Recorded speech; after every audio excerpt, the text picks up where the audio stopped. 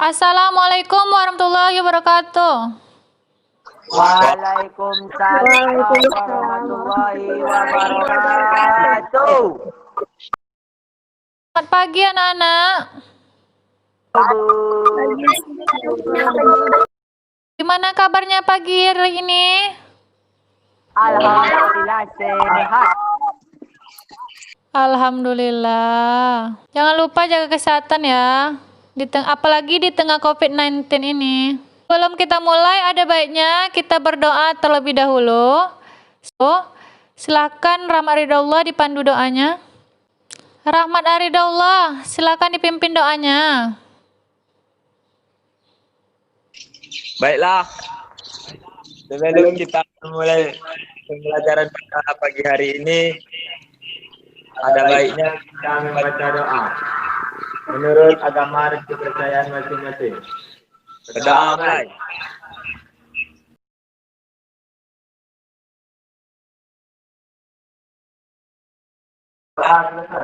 Alhamdulillah. Alhamdulillahirrahmanirrahim. Kita akan belajar pelajaran praktikum akuntansi perusahaan jasa, dagang, dan keuangan. Baiklah, Ibu akan mempresentasikan dalam bentuk PowerPoint. Mata pelajaran kita pagi hari ini yaitu praktikum akuntansi perusahaan jasa, dagang, dan manufaktur. Kita harus juga mengetahui kompetensi dasar dan indikator. KD pengetahuannya adalah menganalisis dokumen sumber dan dokumen pendukung pada perusahaan jasa. Sedangkan KD keterampilannya adalah melakukan pengecekan dokumen sumber dan dokumen pendukung perusahaan jasa.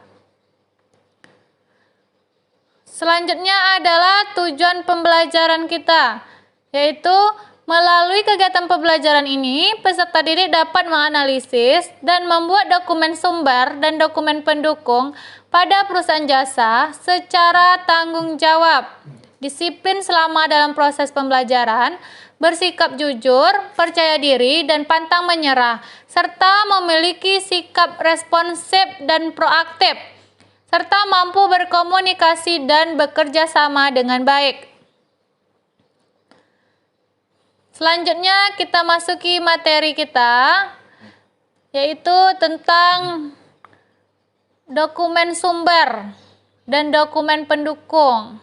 Akan kita lihat dulu classroom-nya, sudah Ibu sediakan modul pembelajaran, ada juga video pembelajaran. Di sini nanti silakan diklik link YouTube-nya, maka akan muncul video pembelajaran, contoh video pembelajaran mengenai materi kita.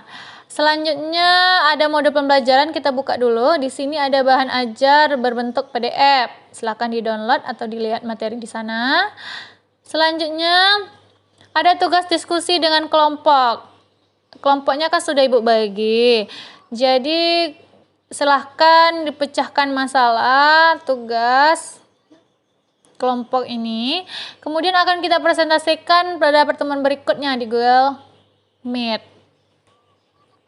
Selanjutnya ada juga soal evaluasi sudah Ibu sediakan. Di sini nanti soalnya tuh berbentuk pilihan ganda dan esai.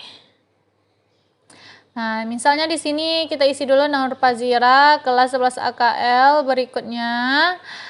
Silahkan dipilih jawaban mana yang menurut kalian paling benar. Di sini udah ada poin-poin setiap jawaban. Dengan jumlah skor betul semua dapat 100. Poin ini berdasarkan tingkat kesulitan soal. Nah, apabila selesai silahkan klik kirim. Maka tugas kalian akan terkirim ke Ibu.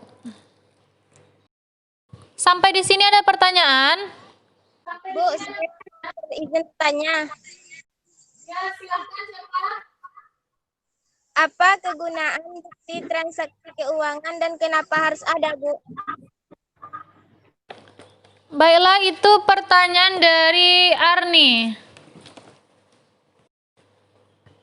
Ya, pertanyaan dari Arni tadi Ibu jawab, yaitu kegunaannya adalah yang pertama untuk meminimalkan resiko kesalahan, Yang kedua adalah menyampaikan informasi.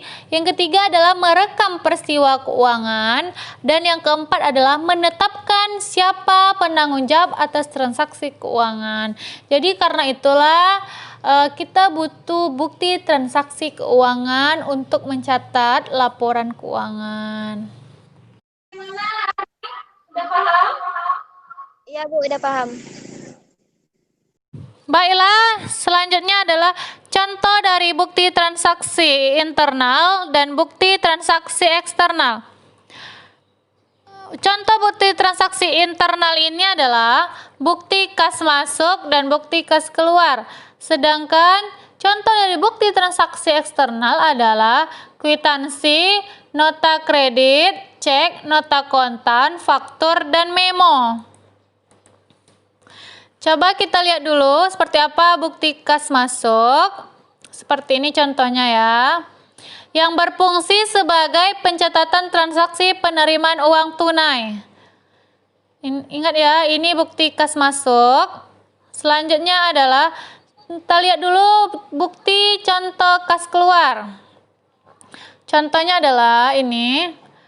Fungsinya adalah bukti untuk mencatat transaksi pengeluaran uang tunai. Jadi, ketika ada pengeluaran uang tunai, maka digunakan adalah bukti kas keluar. Lanjut, contoh dari bukti transaksi eksternal. Yaitu, yang pertama adalah kwitansi. Fungsinya sebagai bukti transaksi pembayaran uang yang dibuat dan ditandatangani oleh pihak penerima uang.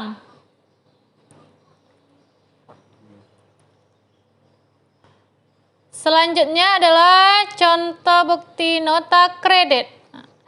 Nota kredit ini dibuat dan ditandatangani penjual dan berguna bagi penjual untuk mengurangi piutang usaha yang akan ditagihkan kepada pembeli. Ini contoh dari nota kredit bentuknya. Selanjutnya kita lihat lagi contoh dari nota kontan.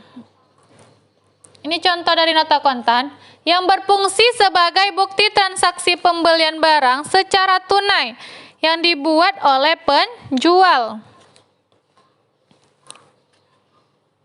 Baiklah, selanjutnya adalah contoh cek.